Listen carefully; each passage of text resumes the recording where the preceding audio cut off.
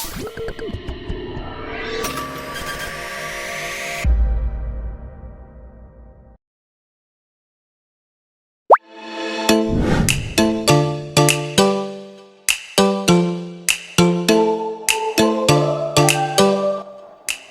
teman-teman semua, Assalamualaikum warahmatullahi wabarakatuh. Perkenalkan, saya Della dengan NIM 24376 MAS 0130 dari Program Studi Pendidikan Matematika STKIP Balita Nusantara Buton. Di video ini, saya ingin mengajak teman-teman buat kenalan dengan dunia desain grafis. Dunia yang kelihatannya simpel, tapi sebenarnya tiap garis, warna, dan huruf itu punya makna.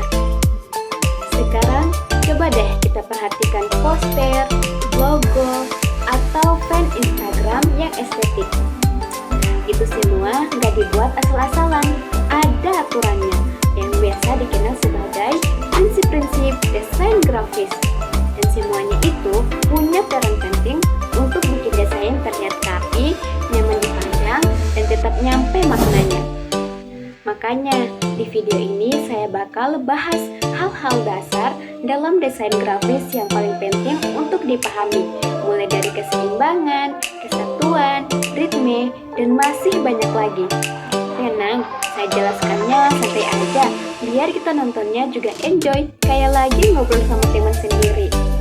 Jadi, yuk kita mulai perjalanan kecil kita dalam memahami gimana sih sebuah desain bisa terlihat menarik dan punya cerita. Semoga bermanfaat dan bisa nambah wawasan baru untuk kita semua. Yang pertama, ada keseimbangan atau balansi. Keseimbangan itu adalah cara kita mengatur elemen-elemen desain seperti tulisan, gambar, warna, dan bentuk supaya tampilannya terlihat stabil, rapi, dan nggak berat sebelah. Ada dua pangkal pokok yang dipakai untuk menerapkan keseimbangan, yaitu yang pertama, keseimbangan simetris. Keseimbangan yang tercipta ketika elemen-elemen dalam desain disusun seimbang di kedua sisi, seperti melihat bayangan di cermin. Yang kedua, keseimbangan asimetris. Keseimbangan yang terbentuk walaupun bagian kiri dan kanan desain tidak sama bentuknya, tapi tetap terasa seimbang. Contoh poster keseimbangan simetris. Elemen visual di sisi kiri dan kanan dibuat sama atau sangat mirip, sehingga poster terlihat seimbang dan rapi. Pada contoh poster di atas, objek utama dibagi menjadi dua bagian yang saling mencerminkan, seperti dua biola yang ditempatkan berhadapan, wajah tokoh yang dibelah menjadi dua sisi, atau perpaduan antara ilustrasi dan objek yang disejajarkan simetris. Penyusunan ini membuat desain terasa stabil, teratur, dan mudah dipahami oleh penonton. Kemudian, contoh poster keseimbangan asimetris. Komposisi yang tidak sama antara kiri dan kanan, tetapi tetap terlihat seimbang karena pengaturan visualnya dibuat harmonis. Pada poster di atas, ukuran dan posisi tokoh tidak dibuat mirip atau berhadapan secara sama. Misalnya, satu sisi menampilkan wajah besar tokoh utama, sementara sisi lainnya diisi adegan kecil atau karakter pendukung. Walaupun elemen-elemennya berbeda, desain tetap terasa stabil karena permainan warna, pencahayaan, dan penempatan objek yang saling melengkapi. Inilah yang membuat poster terlihat dinamis dan lebih emosional tanpa harus simetris. Prinsip desain kedua yaitu kesatuan atau unity. Kesatuan dalam desain grafis adalah prinsip yang membuat semua elemen dalam desain terlihat menyatu dan saling mendukung, mulai dari warna, font, gambar, hingga tata letaknya. Semuanya harus terasa berada dalam satu konsep yang sama. Ketika kesatuan tercapai, desain akan tampak rapi, harmonis, dan pesan yang disampaikan jadi lebih mudah dipahami. Intinya, kesatuan memastikan setiap bagian dalam desain bekerja bersama untuk membentuk satu tampilan yang utuh. Yang ketiga yaitu ritme. Ritme adalah pengulangan elemen-elemen desain kayak warna, bentuk, garis, atau ukuran yang diatur diatur dengan pola tertentu, supaya mata orang yang lihat bisa ngikutin arah atau alur yang kita buat. Jadi, bukan sekedar mengulang-ulang saja, tapi ada pola dan jarak yang diatur biar desainnya terasa hidup dan bertenaga. Irama dibagi menjadi 3. Yang pertama, ada regular. Yang kedua, mengalir atau flowing. Yang ketiga, processive atau gradual. Yang keempat yaitu penekanan atau emphasis. Tujuan penekanan adalah menonjolkan informasi terpenting, membedakan antara elemen utama dan pendukung, serta mengatur alur pandangan agar desain terasa rapi dan mudah diikuti. Hasil akhirnya, desain terlihat lebih kuat, lebih menarik, dan jauh lebih mudah untuk dipahami.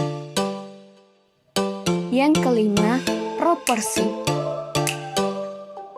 Proporsi adalah perbandingan ukuran antara satu elemen dengan elemen lainnya dalam sebuah desain, yang tujuannya biar semua bagian terlihat selaras, seimbang, dan nyaman dilihat.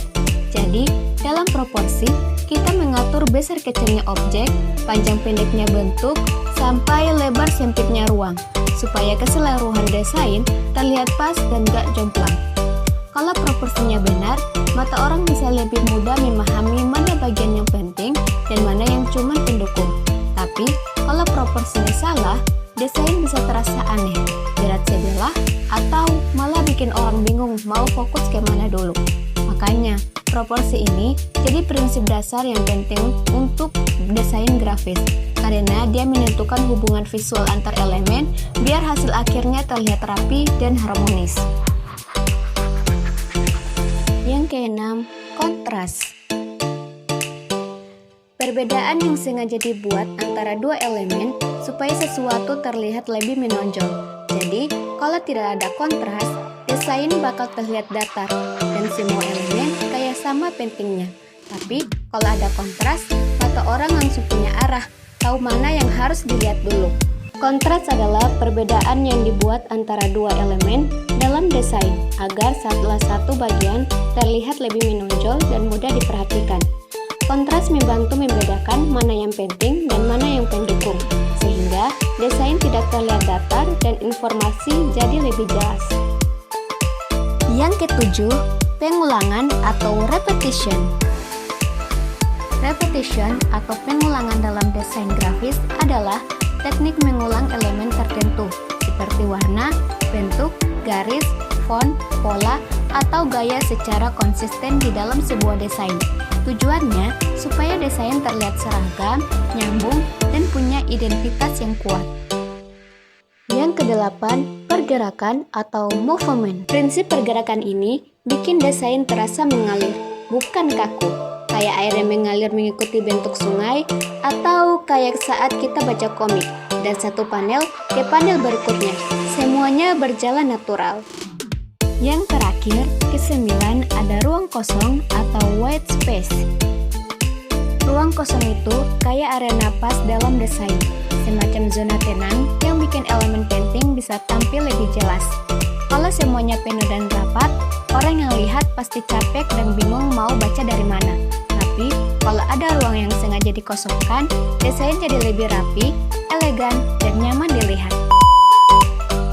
Jadi, itu tadi mengenai pembahasan prinsip-prinsip desain grafis. Semuanya berfungsi untuk membuat desain terlihat lebih terarah, rapi, dan mudah dipahami. Dengan memahami prinsip-prinsip ini, kita bisa menyampaikan pesan dalam desain secara lebih jelas dan efektif.